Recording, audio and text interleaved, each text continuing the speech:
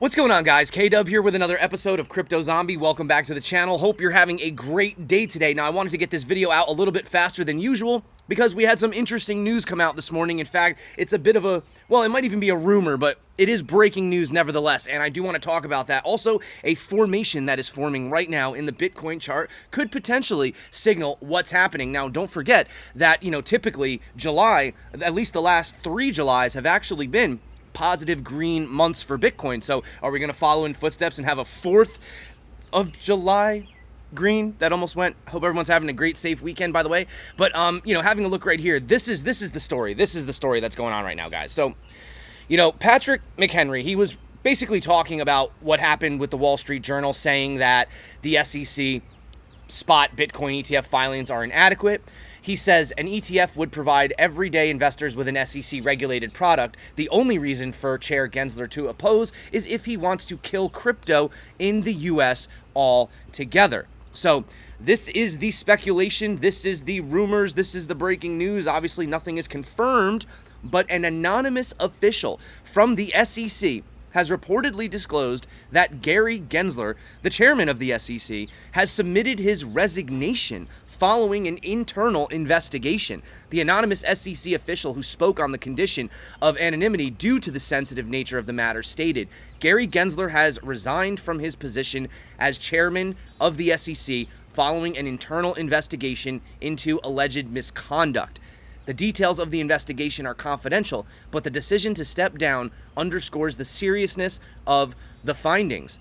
So it goes on a little bit farther if you guys want to hear, and this is the big news today. Of course, remember, this is from an anonymous source, but the insider says that the resignation of Gary Gensler in the wake of an internal investigation is deeply concerning. It calls into the question the integrity and effectiveness of the SEC under his leadership. The exact nature of the alleged misconduct or the details of the internal investigation remain undisclosed, leaving room for speculation and uncertainty. The SEC now faces the daunting task of restoring faith in its operations and finding a suitable replacement to lead the regulatory body. The lack of transparency surrounding the allegations and the reasons behind the departure raises concerns about the agency's integrity and ability to enforce regulations effectively. The SEC must address these concerns promptly and with transparency to restore trust among investors and continued stability of financial markets. So, this is from Crypto Alert. I'm not too familiar with this website, and this is where the news broke. So, again, we don't really know if this is a joke or not. It could be a joke, very much so. I would say take it with a grain of salt.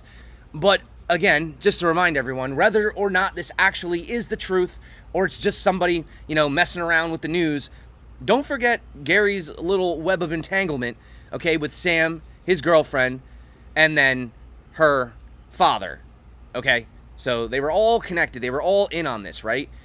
So, obviously, you probably can't see because I'm down here, but yeah.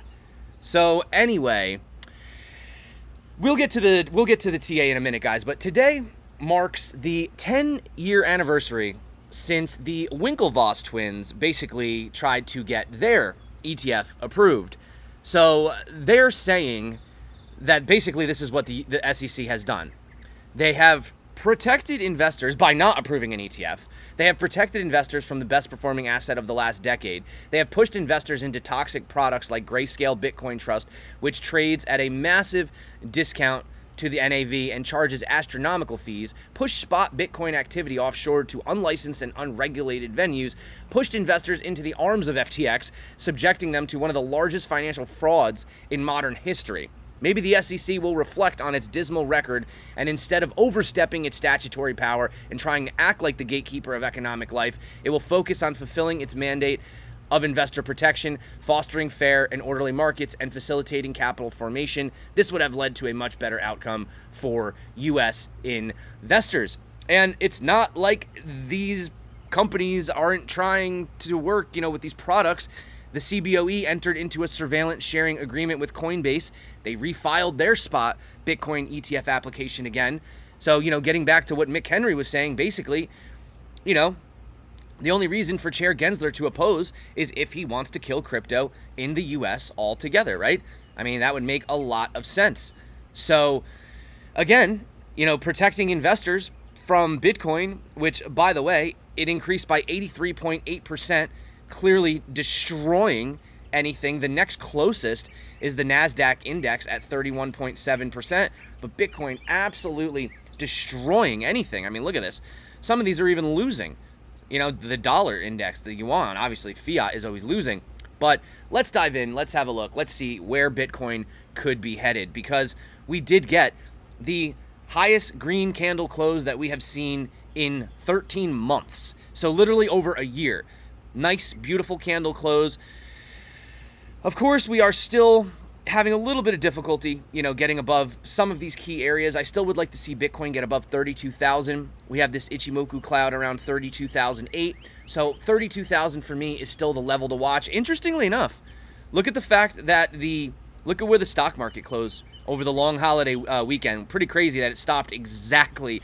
It's like, it's like reverse hanging on a cliff. Is it going to come back down or not? Because it's exactly at that resistance. And of course, Bitcoin is also exactly at this resistance, which also coincides with this 1.618 fib. You can see right here, right here, where the blue flips into the red. And like I said, if we close pretty much around 32, of course, this line does slope up. But basically, if we close above that, we could literally see Bitcoin go all the way up to around 47,000. And I know I've shown that to you guys how that's possible. For example, right here. Now, this depends on where you want to take this breakout from.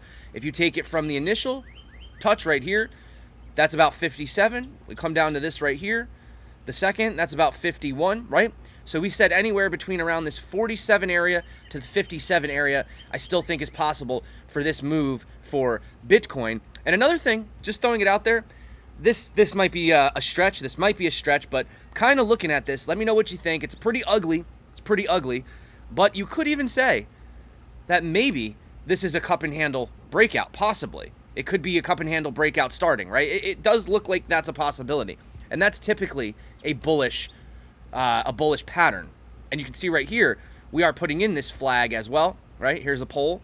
Here's the flag. We're actually staying in the upper hand. So yeah, we could fall back down here, retest this upward sloping trend. We would still be inside the flag.